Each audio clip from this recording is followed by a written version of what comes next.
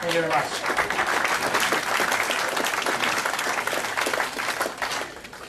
And you'll be pleased to know Dave, another dairy farmer, followed by morning tea. So we won't try and keep you too long, Dave, so we'll try and represent the dairy industry as best we can.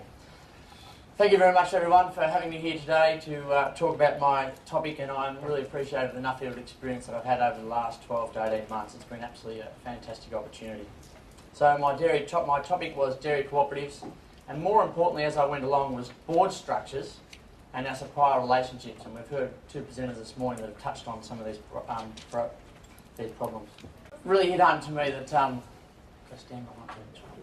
the dairy cooperatives and the processing facilities is very important, but to me that came out of the thing was the leadership and board structures and supplier relationship, and that was paramount to my topic. I'm really appreciative of Rabobank, my sponsor. It was a fantastic sponsor, and I had some great networks across the countryside. And here I'm standing at Rabobank in the Netherlands, and this is where Cooperative Rabobank started. This is the head office. And the person I'm standing here with is Bert Merrins, and his father was one of the founding members of the council that started the cooperative. And I had a great, fantastic opportunity to talk with him and talk about the cooperative philosophy and what it meant to them in the Netherlands and starting farming in the community, about what you put in. You don't often have to take out, but you can see people grow from that. So it was a great opportunity to meet with Bert, and I thank Rabobank very much.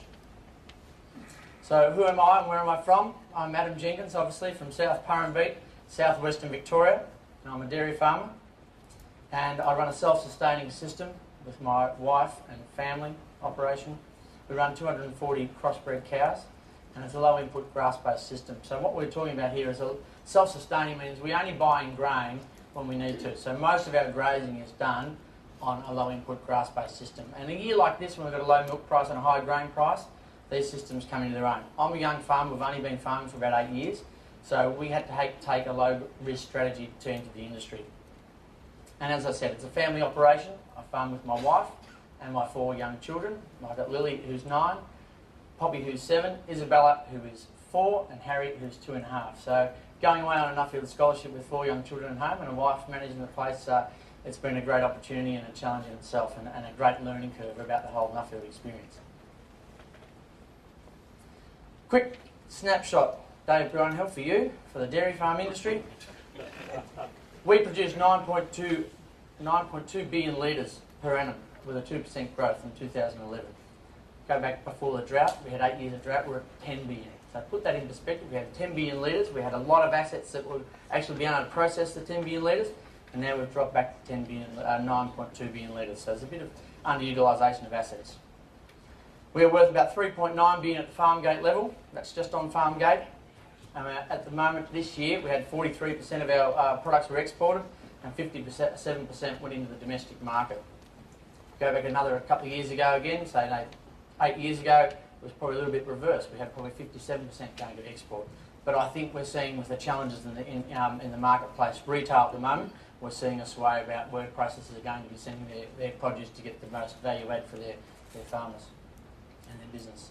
And 2.9 billion export value. And particularly in Victoria, where I come from, it's a very competitive environment for milk. And we're the largest exporter out of the Port of Victoria, with $360 million worth of produce going out of Victoria ports every year in dairy produce. Just a quick snapshot of how our farms have changed over time. 1979 to 1980, we had 21,000 dairy farms. In 2011, we had 6,000 dairy farms. So we've had change, and yet we've grown our production. So we've had a rationalisation of the industry and so forth. Just some quick key statistics. On the processing sector, in 2011 we had 30% of our milk went through a dairy cooperative. We had 16% went through a collective bargaining, 10% direct into the processor on a contract, 2% we've got these milk brokers that are happening in the marketplace, and they're really prevalent when their supply and demand is really tight. The milk broker will come in and take opportunity there. And 8% that go direct to a manufacturer, make their own cheese or so forth, and 34% private and public processor. Now that's an interesting model in itself, because go back another 10 years ago, and nearly 60% of our milk was going through dairy cooperatives, hence why I started looking at my study topic. My dilemma. Well, as a young dairy farmer, and I supplied a cooperative in our area that got taken over by a big New Zealand cooperative. So we're not actually a cooperative anymore. We're a supply cooperative that supplies into we call it nearly a multinational in Australia, but a global cooperative in Fonterra. And our little farm produced this beautiful butter that we had last night at dinner, which is the Western Star brand, and that's in our local town of Cooperative. I'm very proud of that. And that's the sort of loyalty that we have. We had 100 years of people, 100 years of association with our little cooperatives around our area, and it wasn't really their fault that the cooperative fell over, but that's part of their brand, that loyalty. And you see as a farmer, when you're proud to produce that grass into milk and produce that, it does hit at the heartstrings of where you are. So when we talk about why don't you supply an Australian cooperative, why do you do this, why do you do that, you can see that there's so much there that in our minds going around all the time. So that was my dilemma as a young farmer. And starting out in the farming industry, because I was part of this cooperative, I already still have shares in this cooperative, the numbers and the budgets I had done and my wife and I had done, we were far better off where we were at the time being. But the things are changing. And this is the constant argument I have across the farm fence all the time. So before my Nuffield scholarship, this is how I felt. That's me in the middle, little small head. Excuse me, Mr. Osborne, my brain is full. I didn't know what to do with where in terms of my leadership to go and where my milk should go and all that sort of stuff. So this is me just before I headed off the next year's group of Nuffield scholars. This is how I felt. This is how you may feel. So I went around the world to seek some answers about these cooperatives and what was really at the heart of what was happening in the Australian industry and also the global perspective on what was happening in processing. So we headed off to India. And just to put that in perspective, if you ever go to India, it's fantastic if you're a dairy farmer because there's just lots and lots of dairy farms. And they have 1 billion people and they're the biggest consumers of dairy in the world. They're the biggest dairy consumers in the world. And this place that we visited here was a firm that had been picking up daily 300,000 suppliers. 300,000 suppliers per day. It takes 13 hours to get the milk into the processing factory, and that factory processes the milk and ends up on the export market or wherever it goes into ice cream. When we witnessed those ice cream sipping mods, it was an interesting taste in itself. But the point I want to make, is that my milk has to be cooled at 2 degrees by the time I'm nearly finished milking, and we have strict EU controls around that, and it's very structured and the process around regulation about our milk. So we're all competing in a similar market, so just interesting and seeing the cooperatives and the structures that they have there. Then we went on to obviously Bahrain and just the completely different perspective from India into Bahrain and the money and the capital that's going in there and infrastructure. Then we look at the Palouse country up in Washington State and just how fantastic and how all the support mechanisms and the government policy and the farming community are just growing food, and they're going for it. It's just the most beautiful food bowl I think I've ever witnessed in the world. I know Australia's fantastic, but this was just an amazing country to go through and see the cooperative spirits and the infrastructure. And even if it's a private processor, you know, we visited an orchard in Washington State. He was a private processor, but he had this cooperative spirit or community spirit where he'd gone and built a whole facility for his workers to live in, and they were Mexicans. And he has generations of Mexicans coming through them, and it's just just great. They have a life, they have a future ahead of them.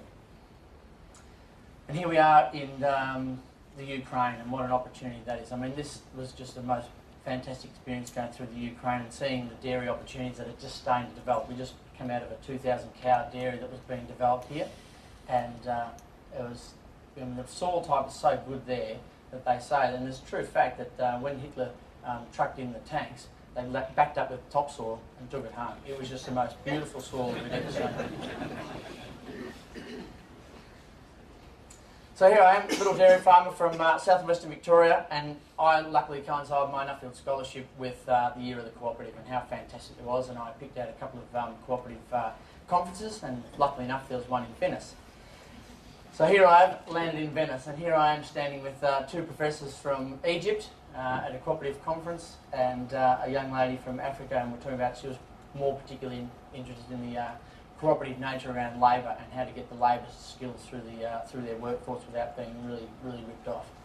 And it was quite interesting being probably one of the only unacademic people there. Well, I'm probably academic to some extent, but unacademics there, and now I kept on getting asked, which paper are you reading? And I said, well, got the Weekly Times and the Land with you. That sounds good. particularly when the whole conference was in Italian. But the point is, you know, it was great to be with these people, and there was only a couple of us that had a commercial reality in terms of the cooperative, what we've been doing, and you know, sort of we certainly circulate a magnet towards ourselves in terms of the discussion we had going forward. And this conference, we had the Italian Prime Minister attend too and give a speech. The next cooperative conference, which lined up beautifully for me going into Europe, was in Berlin, and this is a photo of me in the inside the Brandenburg Gates, inside the old Dutch Bank. And it's in the boardroom, the most magnificent building, but to be invited in there and discuss cooperatives and what's going on in the world was just a tremendous experience for myself. So when I came home and looked up some of the definitions and been some of these cooperative conferences, and a definition that sort of rings true. So the Cooperative Alliance defines a cooperative as an autonomous association of persons united voluntarily to meet their common economic, social and cultural needs and aspirations through a jointly owned and democratically controlled enterprise. Now that could be, you know, when we talk about these conferences, that could be actually a private business or a community business. I mean, look at our own kindergartens and the amount of time and energy we put in. They're almost like a cooperative spirit. Our own football clubs, our own communities sort of ring true to this definition. Here I am again. I caught up with Bert at his place, and he said, "Do you like riding horses?" I said, "After last night's photo, you probably think I don't." I said, "I don't mind a horse ride." He said, "Look, if you meet me in the morning, I do need to take out and work these horses." So I ride them. There's two beautiful black Friesland horses, and he's a keen buggy rider. None of his kids or his wife like to go out riding. So for 3.5 hours, Bert and I discussed cooperatives and what was happening in the dairy industry, what was happening about Rabobank, for 3.5 hours riding around the south of the Netherlands, and it was just absolutely fantastic. And you know, you leave the forest and into the town and run through the town. It was a truly tremendous experience. So Toowoomba Part 2. This is us in India. So when you're looking at cooperatives and private processes, you're looking at farm gate return versus a market return. And often in cooperative theory, that all us as cooperative and farmers, we want the highest price we could possibly get. Yet when you've got a bulk milk processor, if it's not quite as efficient as it should be, it's got to land on the market at a discount price into the marketplace, in the global market. So we have a bit of a conundrum here. We all want the highest milk price we want, yet sometimes we have to go in there. So what are we looking at in the middle? What drives that? And that's asset utilisation. And that's got to be. And what drives the asset utilisation? Coming back to my earlier point, which I started to discover more and more as I went around these cooperatives, was the structure of your boards and how good they are at driving your business. Asset utilisation, as I said, paramount to any operation that we run in agriculture. Farm gate price now, we're looking at in Australia, the situation we have now is a farm gate price versus investor return. And as our companies start changing and as our cooperatives are starting to get other equity inside, is the farm gate price being sacrificed for investor return? And there's going to be a balance. And Professor Eckhard would say, a fellow out of the US would say that we need to match up, everyone have a little bit along the supply chain, and we all can then invest in our own businesses rather than one person taking it for the sake of another. And benchmark price as well. We're looking at the benchmark price in terms of the world global price, and even our retailers now are starting to look at the global price. The commercial reality. So this is what I come back to. This is us in the Ukraine. Came back to the board structure and the capital structure of our cooperatives, and even our process and business, whether they're private or public listed, need to be paramount. So a successful board structure.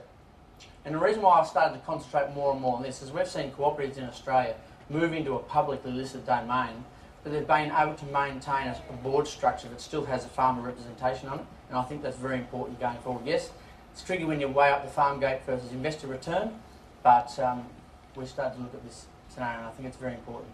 Succession planning. Even in our political organisations, even in our private communities and our things, succession plan, bringing that next generation, having a mix of ages, I think is absolutely paramount in our business.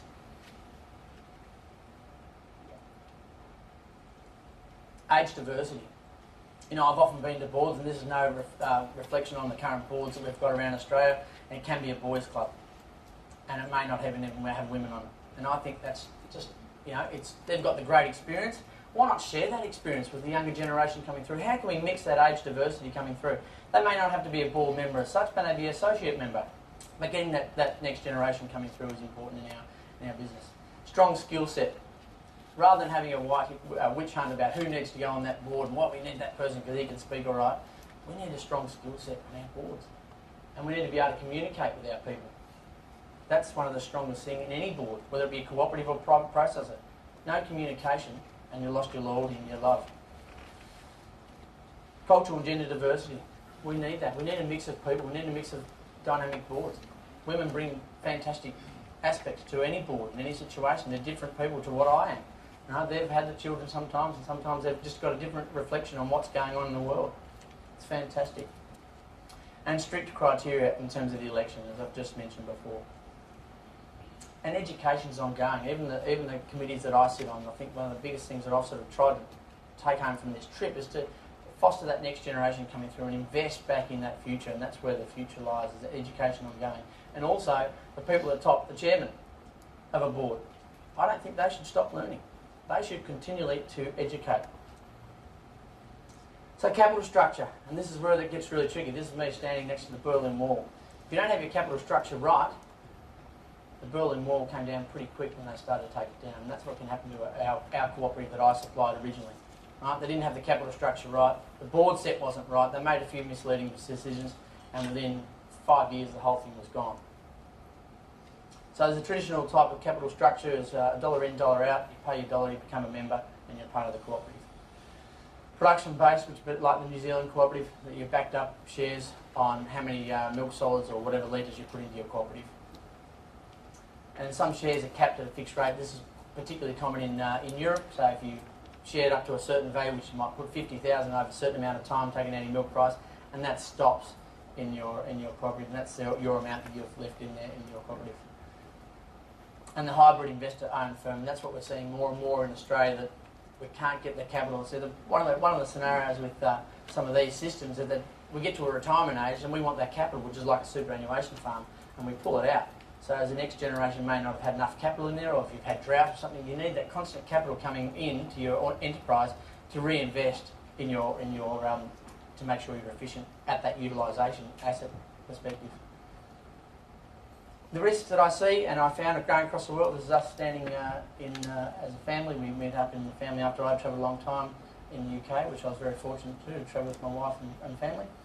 This is the hybrid models. As I said, risk versus return and farm gate return. That is a risk. Right? We can have investors pushing down milk price for the sake of a good return. Governance. I think this was, as well as it's so important, it's also a huge risk. You don't get your governance right and you can blow your cooperative or any business very quickly. And equity. Right? That equity is always a challenge in any business, and how whether you bring it from outside or you cause it in your make it up in your own cooperative. And as a young farmer, do I have enough to put in or not? So the light bulb moment for me from my Nuffield was when I visited Rob Blatchford's place. I went for a ski. It was not to go skiing when you haven't skied for 20 years, and I've torn the inside of my leg right through my stomach, and that's a Nuffield experience I won't ever forget. But anyway, the cooperative structures and agribusiness, success factors. Good board structures. That was the most thing that I took out of my, whether it be cooperative or private processing. No, you don't have the right governance, you're not going to get there. Asset utilisation and efficiency. It is paramount to any business. An appropriate capital structure. And your communication with your supplier engagement. That's very important. Oh, what's happening? Here you go. Just a quick reflection of my Nuffield experience. Here we are in India at Kargil, just a beautiful new building, and this is where we're talking about the growth in India. With 1 billion people in the population, and this middle class growing only needs to grow at 1%, and all of a sudden we've got another huge amount of people that require food and dairy in particular. And then you've got this down the road. This is where the Nuffield experience really hit me. It just tore me apart, really. I've got 4 young children, and just seeing the young kids, we were walking around this, that Nicola even showed last night, we were walking around this particular place and there's a baby being born amongst this stuff. But the kids were happy. They didn't have any money, but they were so happy and they were smiling. And it was just a tremendous experience to go back into Asha at New Delhi and just give a bit of our time and get a bit of an understanding of the cultures and things that we're dealing with in a global perspective. Great photo of Rob Blatchford there. But this is really in the south of France, and I want to just, the reason why I put this is not because it's such a great photo, but just looking at the love of food that the French have, and how they take it from paddock to plate. And when you're tasting that food, you feel like you're just really involved in that whole story. And that was prevalent to us, and even in their supermarkets was the same thing. So that was a good message for me to bring home. And that's us in the Argentina when I travelled on my own. We had the diesel sniffer guy here, who's J-Law, who actually loves chopping up the silage and all that sort of stuff. And there's the dairy farmers looking at the quality of the protein and all that sort of stuff. So a great mix, and I had a tremendous opportunity to travel through the Argentina with a global dairy farmers group. Here in Chile, just looking at the supply chain in Chile. And here we are in the UK. Terry, you'd be interested to know this guy was an organic farmer and converted back to conventional farming because, and it's no offence to you, but he did mention I knew Terry here before he had hair, and now he's been chair of Nuffield for 2 years, so he's probably us going through. But no, it was a market dynamic. In the UK, it was interesting that the cooperative doesn't get a price per se. You get the cooperative price who you supply in. Outcomes, knowledge into practice. I've been able to put our co-op and board structures into place, coming home, get involved in our little supply company even more. New milk supply agreement, this is all to be launched in the next little while that I've been involved with. New structure on the board and looking at new critical election process and also ongoing education. Looking at how we do get an economic interest in our supply chain, how you get part of that value add as a business, and the ability to build equity as a supply cooperative. And some more photos of India. Love that photo, beautiful. And thank you to my GFP group. This is in Ukraine. Oh, go back one. And obviously, thank you to my beautiful wife and my young family. And I thank my wife profusely because she, in terms of the Nuffield experience, she stood up and ran the farm while I was away for 6 weeks, and then another 5 or 6 weeks before she joined us and flew from Melbourne to London with 4 kids on her own for us to have a bit of a holiday. So thanks, Kath, very much for that experience. And there's my family, so thank you.